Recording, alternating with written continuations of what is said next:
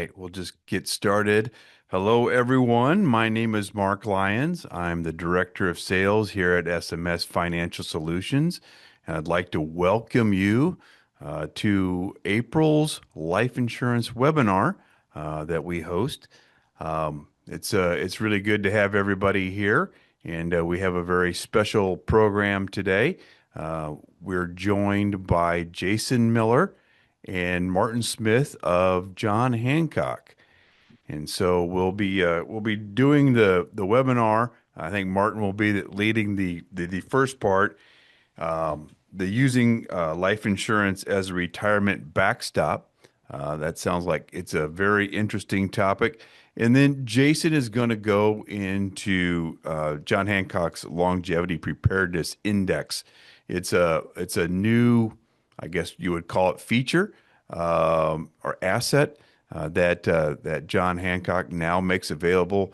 And they're one of really the one of the leaders in the healthier living market, and they're tying into life insurance in a very interesting way.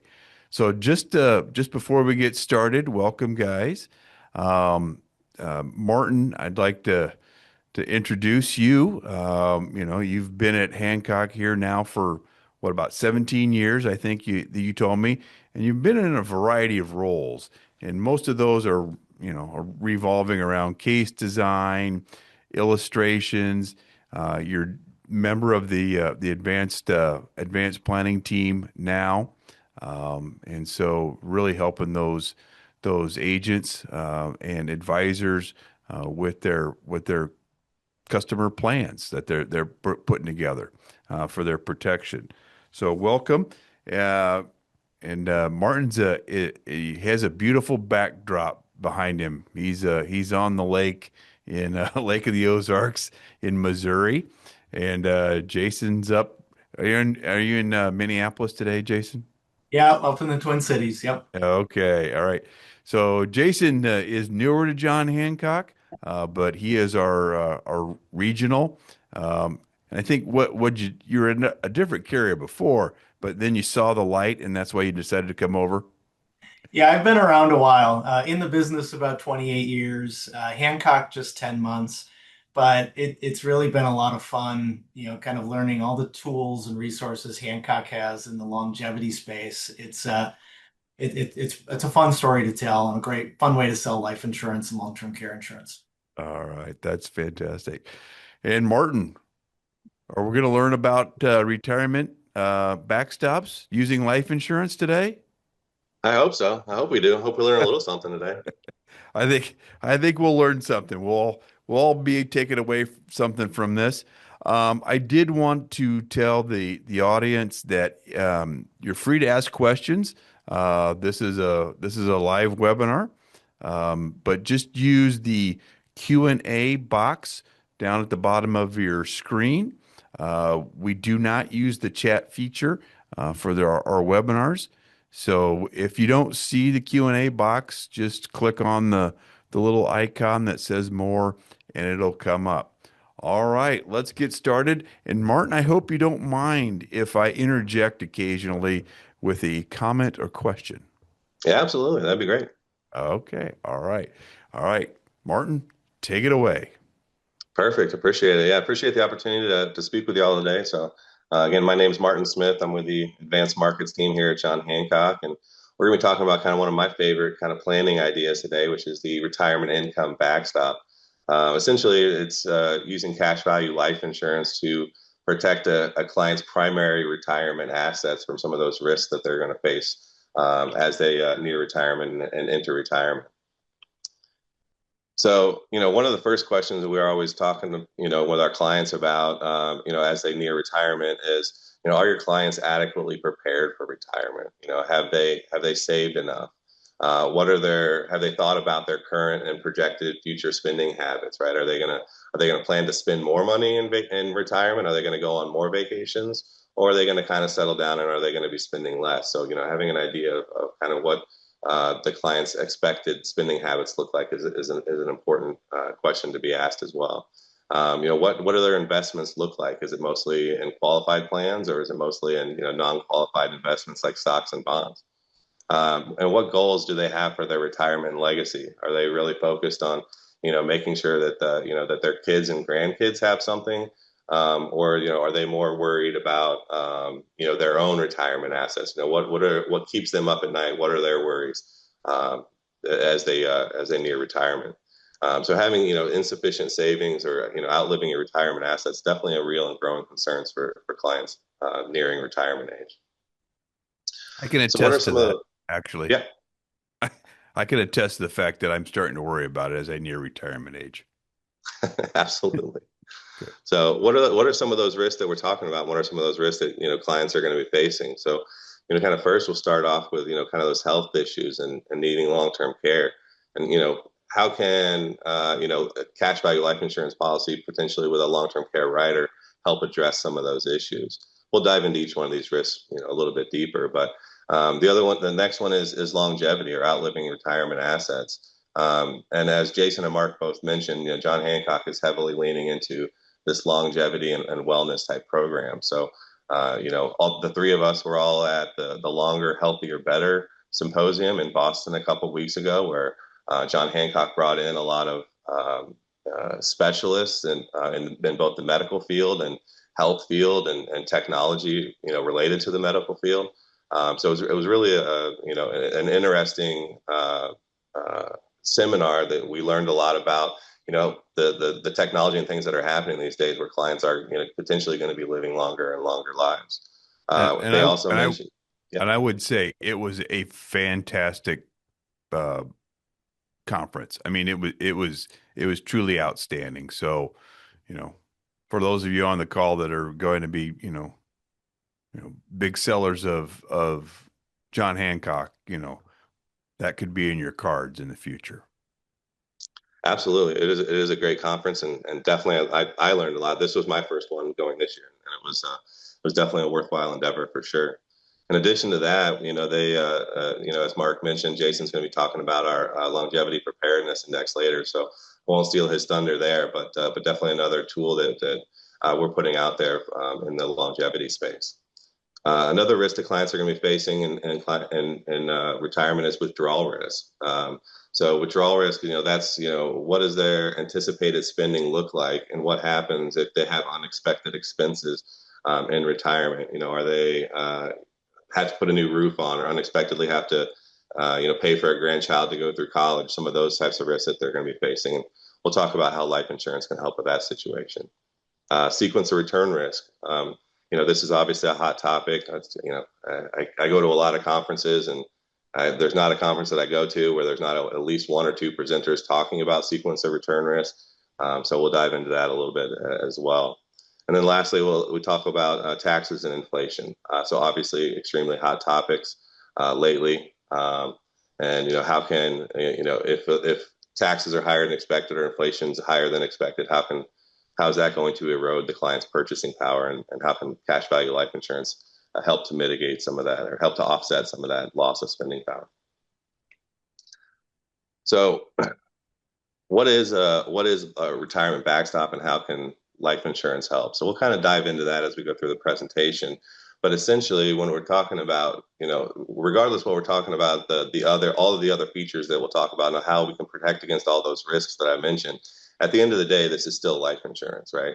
So it's still going to have an income tax-free death benefit that's going to be able to, provide for the surviving spouse or kids, make sure that they have adequate retirement, savings to continue on. Obviously, it's there to pay final expenses. Potentially provide, legacy for children and grandchildren.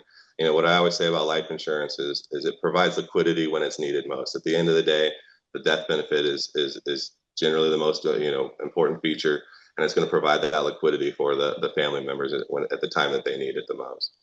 So we talk about the retirement backstop here at the bottom, like it's kind of a fun story. We kind of, when we came up with this idea a couple years back, we were kicking it around with a couple of my colleagues, and we were talking about what the name of this particular idea should be. And, we kind of were like LERP for older individuals or something like that. And But it's more than just LERP for older individuals, because that this is really about what keeps your client up at night, right? It's about protecting those primary retirement assets.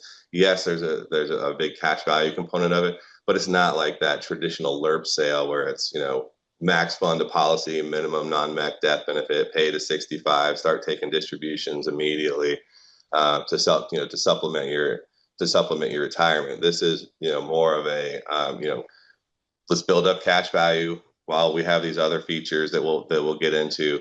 And we don't need to tap into the cash value of the life insurance immediately like a LERP sale, because we assume that these clients have already done some retirement planning and they have their primary retirement assets in place that they're going to be using first. This is really about protecting those assets. So we came up with the idea of that we called it the retirement backstop, similar to like what we talk about a baseball backstop.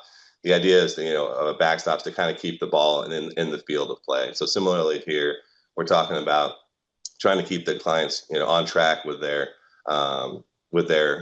retirement planning and make sure nothing goes off the rails or goes out of the field of play.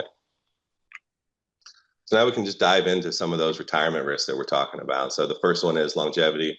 Obviously, like I mentioned, and the others mentioned, this is something that John Hancock's leaning heavily into. It's something that, we talk a lot about. When we talk about longevity, we need to make the distinction between life expectancy and lifespan. So oftentimes clients, are looking at their life expectancy, and really what life expectancy is the point at which 50% of people are going to live past. So 50% of people are going to live longer than their life expectancy, because life expectancy truly is just an average of the length of time that someone's going to live. So are clients planning for life expectancy, or are they planning for lifespan? And as we talk about all these advancements in medical technology and health and wellness, are clients going to be living longer and longer, thus having a longer lifespan? Are they prepared to have retirement assets for their lifespan rather than just life expectancy? So when we talk about how life insurance can help here, obviously we're talking about cash value, and the life insurance helps provide supplemental retirement income if they live too long. As I mentioned earlier, it's not about like starting taking distributions at age 66. This is more, hey, we don't need if we don't have to, we don't need to access that policy cash value immediately. Maybe we can wait until, we're in our 80s or 85. If we live past life expectancy, are we going to have a source of funds that we can use to supplement our retirement income if we live too long or live past life expectancy? Next issue we'll talk about is health issues and long-term care. This is another one of those things that we hear a lot about at all the conferences, and a lot of talk, and not in just our industry, but in the media as well, about the cost of care these days. So I think this stat's even a little dated. I think the 114,000 is higher than that now, but the national average cost for 24-hour home health care is more than $114,000 a year. So we can obviously see that how quickly that could erode a client's retirement savings. So one of the features that we have on our products, and a lot of other carriers do as well, is a long-term care rider that can be added to a permanent life insurance product. And essentially what this does is it accelerates the death benefit if a client has a long-term care need. So that's going to be income tax-free funds available to them to pay for their long-term care needs without having to dip into their primary retirement asset. This can be especially useful for married couples, where if one person has a long-term care need, they have access to these funds, income tax-free. They don't have to deplete their retirement assets for the planning for the other spouse. So the spouse will continue to have their primary retirement assets. So long-term care planning is an extremely important part of retirement planning, and we can combine that with a life insurance policy, a permanent life insurance policy as well. Sequence of return risk, again, very hot topic. Clients are going to experience both below average and above average market returns. And sequence of return risk, the thing that the kind of the scary part about it is the timing of these returns. If you have a negative negative returns early on in the distribution phase of your retirement, that can severely affect the overall performance and longevity of your retirement accounts. So we can take a look at an example here. Oh, all right. So taking a look at these two individuals, so we have Mr. Smith on the left, Mrs. Jones on the right. They both have accumulated $2 million worth of retirement assets, and they want to start taking $100,000 distributions for their retirement income.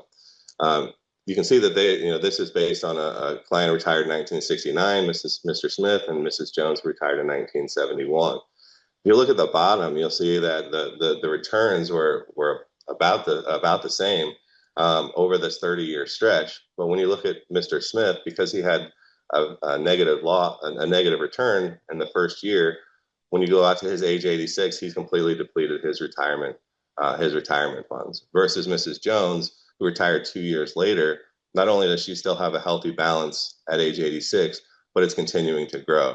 And you'll notice too that Mr. Smith actually had the higher average 30-year market returns than Mrs. Jones, but because of the sequence of return, Mrs. Jones is going to fare a lot better in that situation.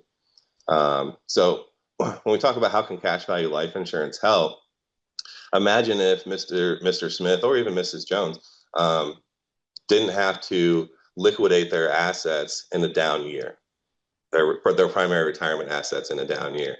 Instead, they had another source of funds that they could tap into to provide the income that they needed without having to liquidate market assets in a down year. This picture would look a lot different for Mr. Smith and Mrs. Jones if they were able to avoid liquidating assets in those down years. That's actually a fascinating example. I mean, it's incredible. It's that different between 2 years.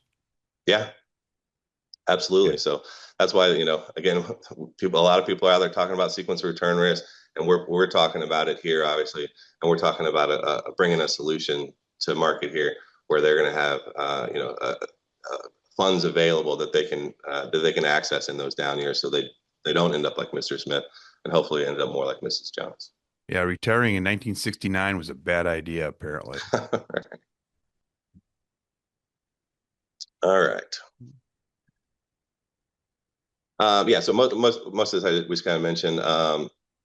In addition to having access to those income tax free funds to help offset those negative years, there's also sequence of return risk can also be minimized depending on product, like an index universal life product is going to have downside protection, but it's still in the market. So a little bit help there with sequence of return risk as well. And then of course, if the client's even more conservative, we have fixed account, current assumption universal life products as well that have a very stable yield tied to the carrier's general account. Withdrawal rate risk is the next one. So this is, again, those unexpected expenses that the client's going to have in retirement.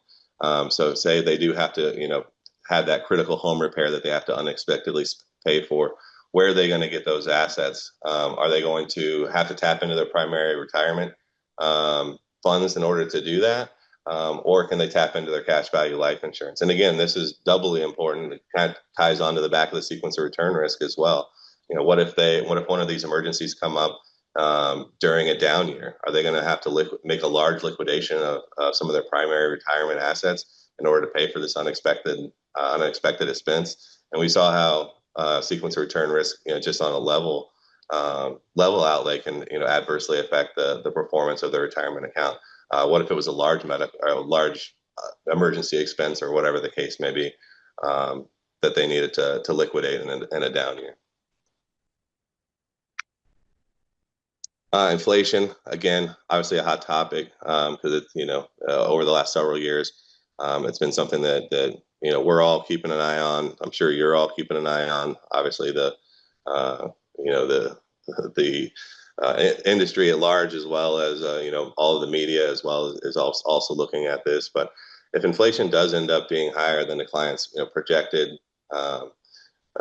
inflation, because when we all are doing retirement planning, we all put some inflation factor in there and say, this is what we want to have when we get to retirement. And we assume inflation is going to be X, and what if it actually turns out to be Y? And the cost of living is more expensive in the future. So having a another source of funds that someone can access to help supplement that retirement income on an income tax-free basis is going to be extremely valuable. So again, we have index universal life products, variable universal life products that are tied to market performance. So those are going to help would help with the inflationary causes, help keep pace with inflation, and be able to provide that cash value needed when the time comes. And then taxes, we'll get into taxes. So, I don't have a crystal ball. I have no idea what taxes are going to be in the future. I don't really want to, project. It's hard to say, but, I will say if you look at the chart here, the highest marginal income tax rate is relatively low compared to where it's been in history. Additionally, our, national debt's the highest it's ever been. I'm not saying that raising taxes is the only way to cure that problem, but is it something that clients should be aware of? Are their taxes potentially going to be higher in retirement than they currently are, or that they're planning to be? So again, having an income tax free access to policy cash value, either from policy withdrawals or policy loans from a life insurance policy, again can help not only with providing that additional source of income, but also with tax diversification. And when we talk about tax diversification, this is again another very popular topic in the industry. But there's been a lot of studies out there who have basically said that people who are well taxed, who are well diversified amongst the different types of taxable investments, do better in the end and have lower total income taxes overall. So when we talk about these types of investments, we have our traditional pre-tax contributions that are tax qualified or tax deferred, qualified plans, your 401ks. Those are great accumulation vehicles, great for retirement, and hopefully, when we're talking about these type of cash value life insurance products, these are going to be in addition to somebody's primary retirement planning, right? So it's not going to, we're not trying to replace a qualified plan. So these are for those clients who, kind of maxing out their contributions to their 401k and those types of things. So those are great, but withdrawals from those assets are going to be 100% taxable as ordinary income. And then the other other investments options are the after-tax contributions, the taxable investments such as stocks, bonds, annuities, real estate, et cetera. So those are going to be subject to capital gains tax, maybe even ordinary income tax, depending on how long you keep the asset, whether it's a dividend paying asset, et cetera. So, and then what we're talking about here is those after-tax contributions that are tax advantaged, right? So you have your munis and your Roths, but we're really focusing on the life insurance part of this today, where distributions from those life insurance policies, again, I sound like a broken record, but they can be accessed income tax free versus policy loans and withdrawals. So we talk about the retirement backstop solution and how it can kind of plan against some of those unforeseen risks in the later years. But there's other benefits to this using cash value life insurance and permanent life insurance as well. We've talked about the income tax-free death benefit, that's going to provide, protection to your heirs and provide, financial protection for them as well. The tax-free income, and then I mentioned the long-term care rider again here. So again, if you put a long-term care rider on your policy, you have a long-term care need, you can accelerate that death benefit up to 100% of that death benefit on an income tax-free basis to help pay for those long-term care needs. So take a quick look at a hypothetical example here. So we have a 50-year-old looking to retire within the next 10 years. What keeps him up at night is, outliving his retirement assets, and then the potential, long-term care event that would further that problem. So he said, I have, my primary retirement assets. What can I do to, protect those assets and enhance my retirement planning? And he said that he can contribute up to $25,000 a year towards his retirement plan. So what does that look like for a retirement backstop type design? We can put the $25,000. He's going to pay for 10 years, right up till the time he retires.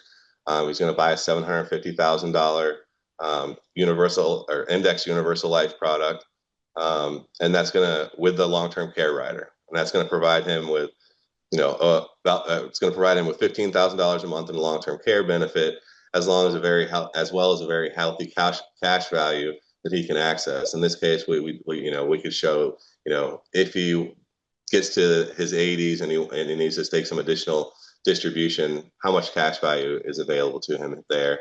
And we're saying that he could take $123,000 a year for those 6 years in his early 80s to help supplement some of his retirement income. So a lot of different protection features here.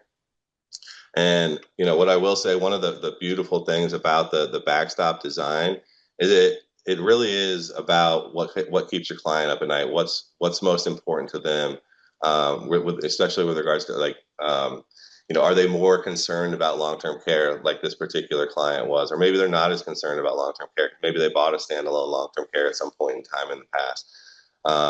Or are they more concerned about making sure that their kids have financial protection of their grandkids, and they're more worried about the legacy? So maybe we can and you buy a little bit more death benefit with a little bit more less cash value. Or maybe they say, I don't, my kids are going to be fine. I'm more worried about my supplemental income, so maybe I can design this with like a minimum non-MEC death benefit, maximize the cash value potential. It's really all about what keeps them up at night and what their concerns are. It doesn't have to be a protection product. This can be an accumulation type product if that's more their focus. So that's kind of one of the beauties with this, is it's kind of understanding where your client is, what they're concerned about, and how can we put a plan together to address their concerns. So looking at it here numerically, again, that $25,000 a year for 10 years will buy a $750,000 death benefit with a $750,000 LTC pool, which gives them $15,000 a month if they need long-term care. And then we look out 40 years from now, and we took those distributions, in their 80s. They were able to take 6 years of distributions, totaling $740,000 cash value. And even after they've taken those distributions, there's still going to be a residual death benefit there available for the family as well. So again, we're talking about who are the prospects for this type of planning.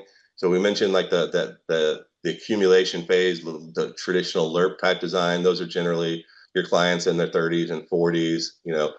Again, stuff as much cash in there as possible, not really worried about the death benefit, and we're going to start taking distributions at age 66 to supplement our retirement income and alongside our retirement assets.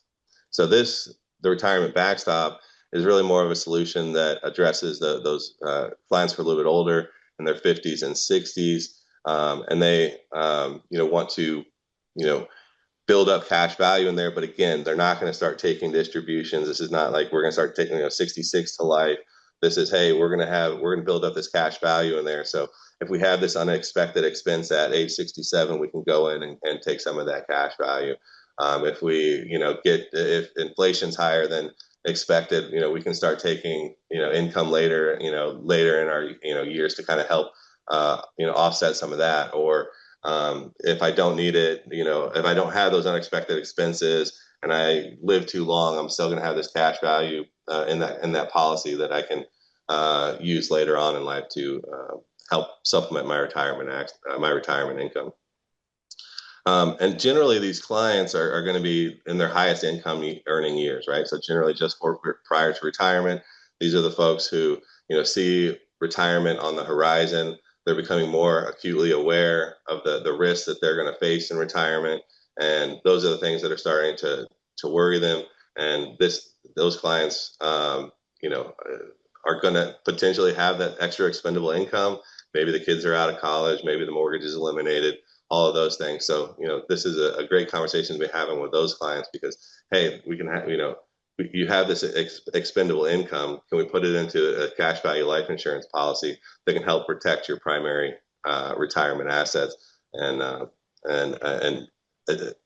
provide some additional protection in your retirement years.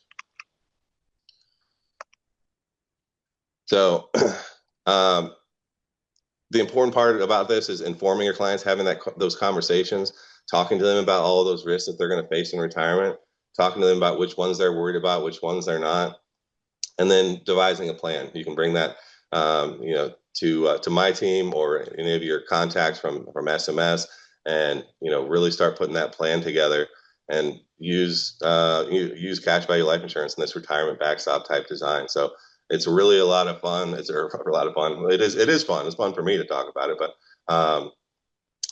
there's a lot of flexibility with these types of plans, and we've seen a lot of success with it. We've seen a lot of people talking about it and changing the way that they're talking about life insurance. So hopefully that gives some sales ideas and some ideas there and stuff to be talking to your clients about. But something that we rolled out really exciting is the longevity preparedness index, and I'll turn it over to my partner in crime, Jason, to talk about that. I'm just going to interject just for one moment. So, I mean, that was really great, Martin. I mean, I think John Hancock, captured all this important information and put it into one presentation. So, our risks are for health issues, it's longevity risk or living too long, it's withdrawal risk, in case you need the home repairs or the vacation, or the unexpected emergency. You've got the sequence of returns risk, and we saw that, you know, very clearly demonstrated by the person that retired in 1969 versus 1971. You've got to deal with taxes. You've got to deal with inflation. You also want to have these things that you're concerned about of comfortable retirement for a surviving spouse, final expenses. The legacy for the children and grandchildren is always important to a lot of people. And then using life insurance to solve all those problems. One thing I just wanted to point out too is I think in your example that you had the $250,000 being put into the life insurance policy. You were pulling out $123,000 for a 6-year period. So that's a great return on that money too, and it's tax free. And then you still had the $750,000 benefit for long-term care because of the long-term care rider on the policy, regardless of whether you're pulling out the withdrawals. Is that correct? That's a little trickier question. Yeah, So I'm sure it yeah, was. so it depends on how the policy is designed. So if it has an increasing death benefit or it hits corridor and pushes the death benefit above the initial, in that case, $750,000, you can withdraw down to take withdrawals or loans or whatever distributions from your policy basically down to 750, and then that 750 would still be there would still be the $750,000 benefit for long-term care. If that death benefit doesn't get pushed up, if it's a level death benefit type design, then unfortunately that's not going to be the case. I shouldn't say unfortunately. I mean it's the one or the other, or it can be a combination of the both. But you wouldn't be able to, if it only had a $750,000 level death benefit, you wouldn't be able to take $700,000 worth of cash value out and still have that LTC pool. So kind of depends again on the design. A lot of flexibility But there, and again, if that is something that they want to kind of have best of both worlds, you can design it that way. but the team at John Hancock will help our agents and advisors and our team through that process. Absolutely, absolutely, and that's a great point. One thing I forgot to mention is we do have a customized client presentation that goes right on the front of the illustration. It's called the Retirement Income Backstop. Goes on the client. It's client friendly. It's part of the illustration. It walks them through this, all the risks that they're going to face, both, graphically, textually, numerically. It's going to break it all down for them in a client friendly manner. And it's kind of an awesome presentation that just tacks right onto the basic illustration. So, I mean, that kind of really leads into my next question for you. With all this information that you provided, um, and it's a great uh, planning process.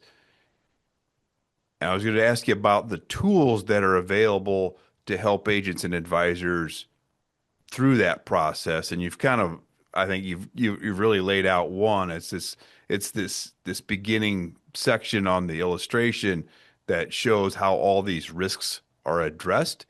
Do you have a like a tool that you use, um, before the illustration gets Yeah. drafted, or that the advisors can use with their clients? Yeah, absolutely. So, we have, basic marketing materials, or presentation pieces, right? So, we had client-friendly materials on the retirement backstop that you can provide a client, before we even put in any, pen to paper or, put the numbers together, they can, read through this, the client guide, and it'll identify the risk to them. And, maybe that's a good kind of starting point for them to say, yeah, this is a risk I'm concerned about. Maybe not so much this one, but maybe this one, I'm concerned about as well. And then you bring that information, to you, and then you can, work with your SMS team, or my, anybody over here at the advanced markets team to help, customize that presentation. We also have agent materials on the concept as well. So I think what would be the best course of action for us with the folks that are on the call would to provide some of those tools directly, um, and so they don't have to go searching for them. And then we'll make sure that they have the information on if they wanted to find those tools. How do they get to the John Hancock website? You can access a lot of this stuff through the SMS website, and I think that would be very helpful. Um, and so I think probably now we want to move on to Jason's presentation. So Jason, if you want to, start sharing your slides and then um, run us through the longevity preparedness index. Sounds great. Martin, I don't know if you're able to stop sharing.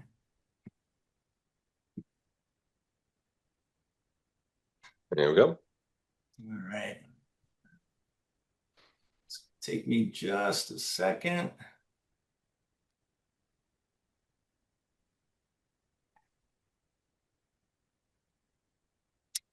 Mark, how's that? We're not seeing anything quite yet. Oh, all right. I can fix that. And now we're starting to see things. All right.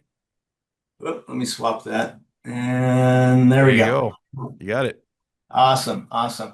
Well, hey, thank you so much, Martin, and Mark. But I love that retirement income backstop presentation. I did you're all probably familiar with the American College of Financial Services, CLU, CHSC designation. I did my RICP, Retirement Income Certified Professional designation, about 5 years ago. And it was eye-opening, but it was eye-opening. It hit on all of the same themes that Martin just talked about.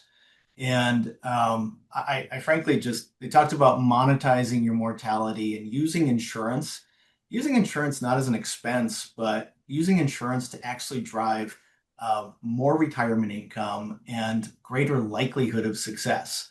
So I was a bit ashamed to admit it that at the time I had been in this industry for over 20 years, and I just don't think I fully appreciated the impact that whether it's life insurance or long-term care insurance or both can have on someone's retirement income plan in both improving the results and improving the likelihood of their success. So, big fan of You know, retirement and I, income. and I think you made a good point about, not looking at life insurance as an expense, because we all have a tendency to do that.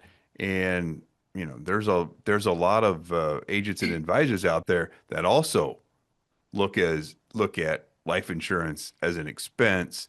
And sometimes it's that you should look at it much differently, as you say. Yeah, I had a much greater appreciation, and I was sorry it took me 20 years to get there, but it was a great exercise to go through. And the great news is you don't have to do that. You just call SMS and they'll get Martin on the phone. So, Okay.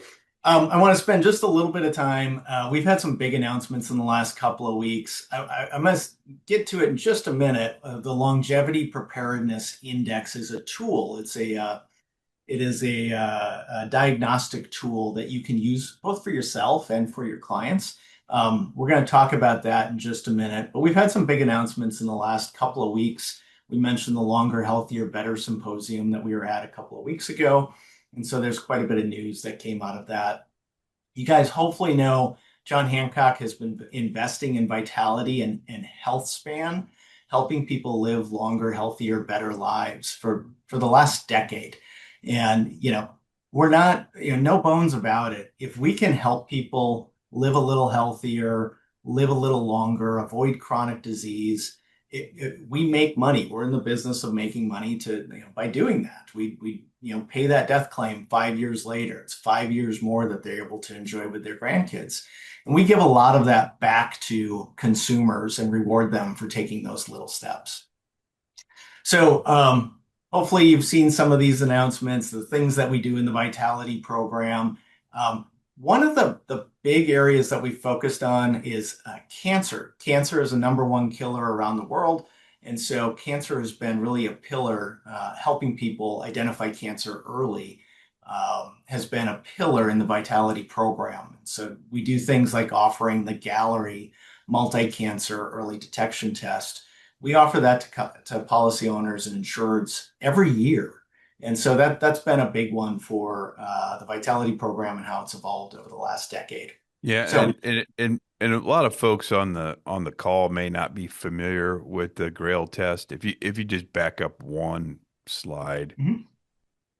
um, you know, and you can see the they're offering this as a benefit of the Vitality program. Having been somebody that's actually taken the test twice, it really gives you peace of mind when it comes back as negative. And just so you know, I mean, it's testing whether or not you have cancer. And, for example, they can detect uh, pancreatic cancer in stage one, and that's almost never the case. So the test is able to see the cancer cells like shedding in your bloodstream. And so that's how it finds it. And it can pinpoint the cancer and say, you know, it's here. And it is so small that the doctors actually have a hard time finding it when it comes to treating it. So it's just fantastic. Yeah, I've done it twice as well. And so we invest very substantially in this program. That Gallery can't multi cancer early detection test. It's about $965 a year. There is so much value for us as an insurance carrier in helping customers identify cancer early. We subsidize that test fully on policies a half million and up, and we pay for half on policies below 500,000. So we invest considerably in it. So cancer has been really a pillar of the program since the start. We really do believe, as a life insurance and long-term care insurance company, we are in a great position to help people live longer, healthier, better lives. And so, what you're going to start seeing from us are investments in cardiac. And so, cardiac health is a number. Heart disease is the number one cause of death in the United States. This is the next area of focus for the Vitality program. So you're going to continue to see announcements coming out on how we're enhancing cardiac support as part of the Vitality program. Some of the initial steps that we're taking here, we just started offering a discount on automated external defibrillators. So this is brand new. I'm not sure we even have a flyer on this yet. But Go Rescue, people can have these in their homes or in their office. And so we're subsidizing the purchase of these, whether it's new or pre-owned. Additionally, we already have things like an Apple Watch with the program. People can get a new Apple Watch every couple of years. Other wearables that are available to help people detect irregular heart rhythms, heart rate patterns, things that they can catch early and go talk to their doctor about. The other new one that we just added is a discount on Garmin blood pressure monitors. So These are our first steps, but you are going to continue to see cardiac evolve as a pillar of the Vitality program, and these are our first steps in that program. I'm going to skip ahead a little bit here. Um, okay, so with as much emphasis as we've had on health span, the next step, one of the partnerships that we've had is with the MIT Age Lab. You guys all know MIT. They've spent a lot of time studying longevity and how aging societies can live together, work together, get around, and function as an aging society. And so we've developed a longevity preparedness index to help clients with answering the right questions. And what you'll note here on this slide, living to age 80, 90, 100 is relatively new. Now, this slide goes back to 1900, but if we took it back 10,000 years, the average life expectancy has been right around 25 years old for the majority of that. Living to age 80, 90, 100 is just a blink of an eye in history. And so everyone's grappling with how can they live their best life with new longevity expectations. So by 2050, population of adults over age 60 will double. The fastest growing cohort today is adults over age 85. We do have this issue, and John Hancock is trying to address the difference between health span and lifespan. No one wants to spend the last decade of their life wondering if it's nap time and if they took their medications yet. And so that's what Vitality is intended to do, to help them avoid chronic disease and live longer, healthier, better. These are conversations that clients are having today already. Longevity right now is a $7 trillion industry. And in just a few years, by 2029, it's nearly about 9.8 trillion, nearly a $10 trillion industry. So consumers are talking about longevity, they're talking about health span, they're spending money on it. And as an advisor, it's an opportunity for you as well to be a valuable resource. So with lifespans changing, what else needs to change?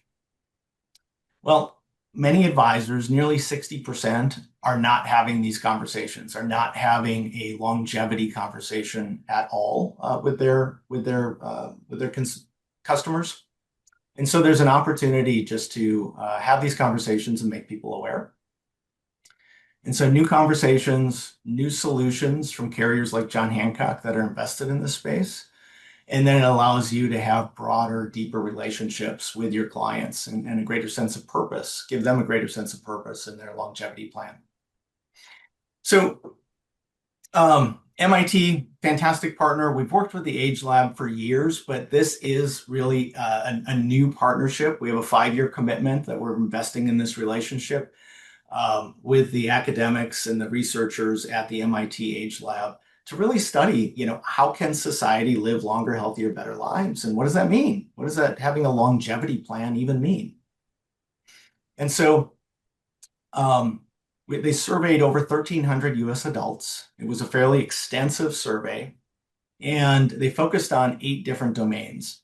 And I'll just mention, typically when I ask advisors, how do you talk about longevity with your customers? They usually are focused on health and wealth. What's your retirement number is a common answer that we hear. Or, what's your life expectancy, or how long do you expect to be able to do the things you want to do? Health and wealth are really the 2 bookends in this conversation. But there's 6 other domains that people don't spend a lot of time talking about because they don't know what questions to ask. What should they be doing right now? So overall, the LPI score, it's not a grade. The overall score was a 60 out of 100. That's not a D minus. Don't look at it as a grade.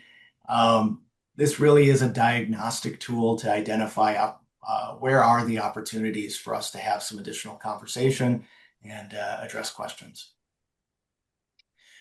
When you break them out, women generally scored the highest in things like social connection and community, but overall, care plan really jumped out as the one that really had the most room for improvement. Okay.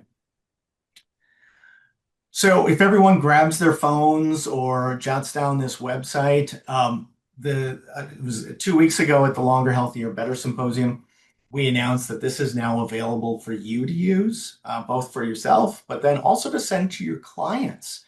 So send your clients this tool in advance of an annual review. You have an annual review with the next week with a couple you've been working with a long time.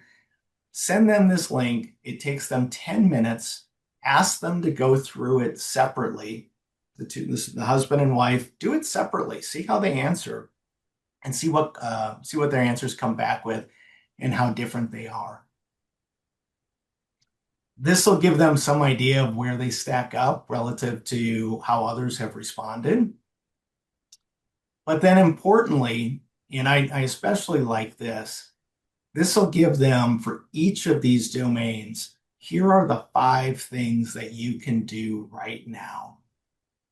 Okay, so it's giving them specific action items that they can talk about between themselves or with their advisors to say, well, what do we need to talk about? Understand that not everyone is going to be focused on all 8 domains. If you ask a 45-year-old what their care plan is, they're going to tune you out immediately. But if you ask them, as an adult child who has parents in retirement, what's your parents' care plan? And so all 8 domains, it might be retirees, pre-retirees, or adult children. Um, it gets the conversation going, it gets them thinking, but it can also lead to sales ideas that you might not have thought of. So you'll have parents that maybe rather than gifting and just writing a check to their kids or grandkids, they think about buying an asset-based long-term care policy on their kids. Hey, I know you guys are fun, you're saving as much as you can for retirement planning. Rather than us just writing you a check, John Hancock has a great, life care product for asset-based long-term care. And we've had parents fund that on their children. It goes the other way too, though. Ask an adult child, what assets for your parents' assets, which ones are you going to liquidate when you need to pay your parents for your parents' care plan? And when they start thinking about who's going to pay the bill for their parents' care plan, it can lead to children buying long-term care insurance on their parents. So it creates a lot of conversations, gets people thinking, and leads to different sales ideas. So with that, I'll wrap that up. I'll leave this slide up for just a second if people are looking for the website or want to grab their phones. Well, that was great, Jason. You know, I, I really commend John Hancock for one, leading into this longevity idea and just creating the preparedness index. I think it's a fascinating tool, and for advisors, I mean it really just kickstart a lot of conversations that they can have with their clients, and just the fact that you get an individual score, and it says here that here are 5 things that you can start doing now. It really does, it keeps the agents and advisors from having the hesitation to bring it up because they have something at the end to say, these are the things that we recommend, even if the things that, Hancock recommends. So I think that's great. For everybody on the call, if you want to know more, please reach out to your sales director at SMS. You can reach out to me. We You can go to the website seniormarketsales.com and ask to get contracted, and then we'll help to put you in touch with Jason or Martin. Jason, you've been very, very helpful on some of the difficult cases that we've had to get through underwriting, and I appreciate that greatly. We'll be sending out some follow-up materials regarding like a sample illustration, some of the marketing tools. You'll be able to find the webinar at a link on our uh, website.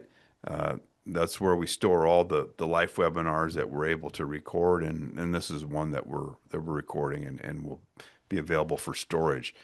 Just check to make sure there's no other questions here. I think I answered the one question. But thank you guys. Really appreciate it. Thank you for all you do, and thank you for all John Hancock does. And this concludes the webinar. I hope everybody on the call will join us in May for another life insurance webinar from SMS Financial Solutions. Thank you. Thank you. Thank you.